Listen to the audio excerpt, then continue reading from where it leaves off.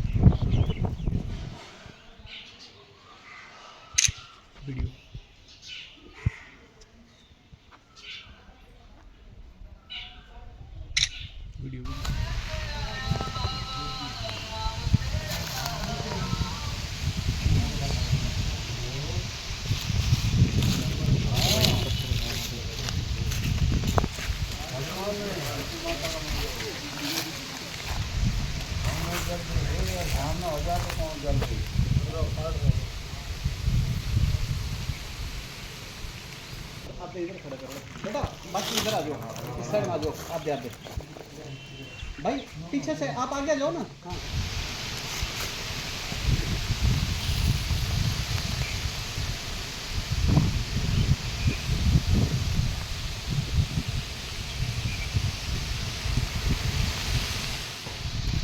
सती माता की जय, सती माता की जय, सती माता की जय, सती माता की जय।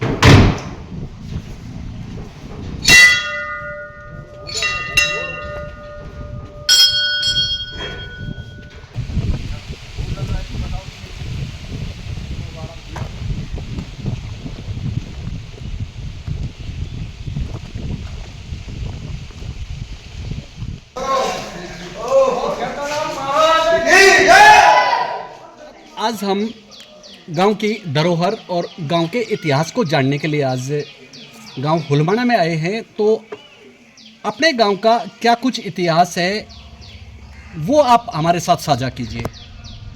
ठीक है, हमारे गांव हमारा शुरू का निकास है मंडावर से। मंडावर में 3 भाई थे जो तीनों ने अलग अलग 3 गांव बसाए। पहला गांव भोल सिंह ने हुलमाना कला, सूरज सिंह ने सूरजपुरा, और तीसरा गांव बच्चन सिंह कोई यूपी में है गांव, वो गांव का मेरे नाम ध्यान नहीं है। जो हमारे प्रोविजन वो बड़े बूढ़ों ने बताया उसमें मुताबिक मैं आपको बता रहा हूँ। फूल सिंह यहाँ आए, यहाँ पर उनके 4 लड़के हुए। 2000 बीघा ज़मीन हमारे गांव की है, जो विश्वेदारी के नाम से जानी जाती थी। जागीरदारी नहीं थी हमारी, विश्वेदारी थी। 4 लड़के हुए, चारों में 4 कोटड़ी हुई। 4 कोटड़ी में 500 बीघा ज़मीन आपस में भाई बंटवारी की आई। इस गांव का जो बड़े बूढ़ों ने बताया 1276 ईस्वी में गांव बसा बताया जी। और तकरीबन 300 साढ़े 300 400 भी हो सकता है बसे हुए गांव को हो गए जी। उसी बीच हमारे गांव में एक भाणजा बहू आई थी, जिसका पति यहाँ पर एक्सपायर्ड हो गया था और वो यहाँ सती होना चाहती थी। उस टाइम अंग्रेज़ों का शासन कायमशाही हुआ था और उन्होंने सती प्रथा पर प्रतिबंध लगा दिया था जी। इस वजह से जब वो सती होने गई तो वहाँ पर गांव के औरत और आदमी गए नहीं जी। जब वो अग्नि प्रवेश हो गई तब उस सती माता ने ये श्राप दिया था गांव को।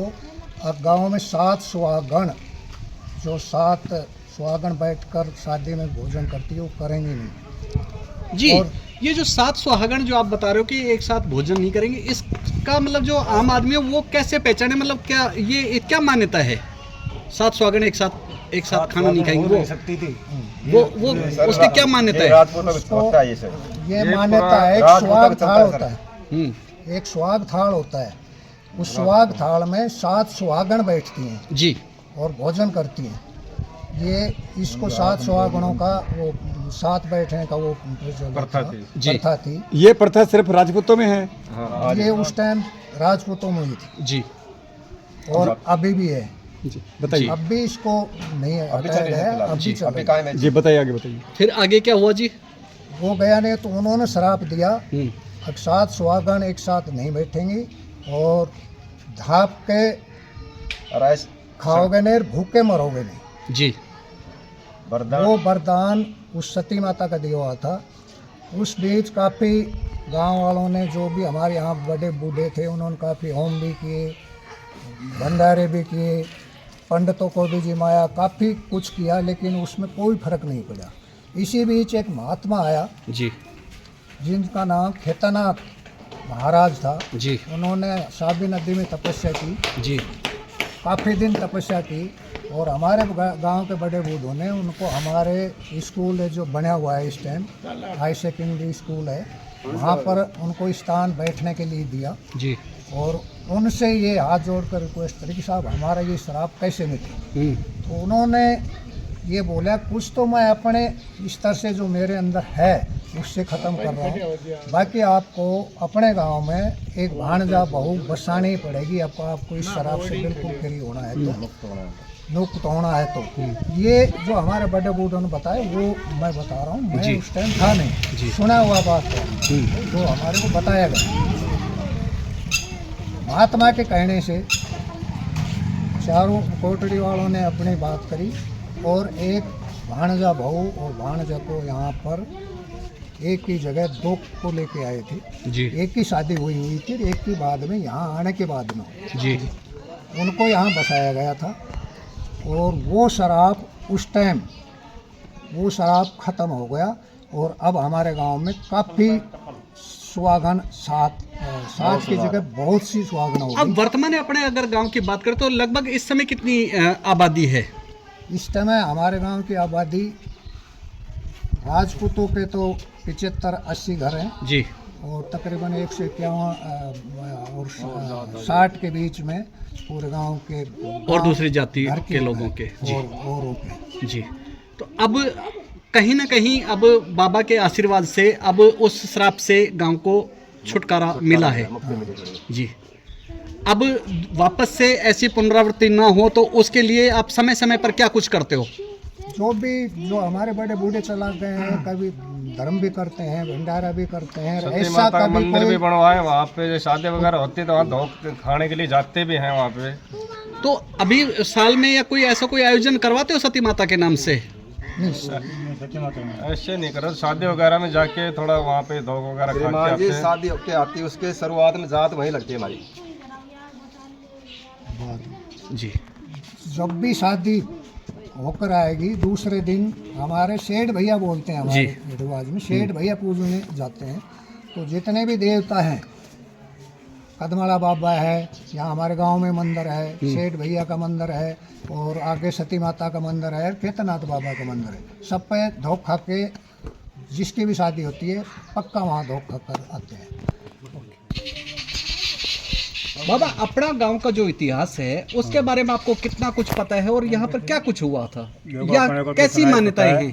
कि 4 कोठड़ी थी यहाँ, 4 कोठड़ी के बाद और 1 शेखावतों की है, 3 जवानों की। जी।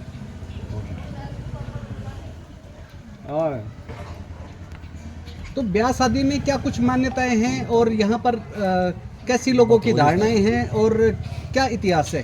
ब्याह शादी के बाद हमारे 4 कोठड़ी में एक लंबरदार था, उनका मान सम्मान सबसे पहले उनके होता था।